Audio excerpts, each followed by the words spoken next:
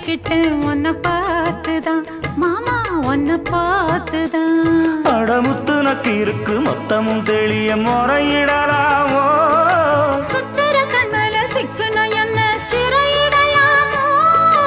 எத்தனை நாள் இப்படி நான் எங்கிறது பொட்டு வச்சு பூ முடிக்கும் நாள் இருக்கு.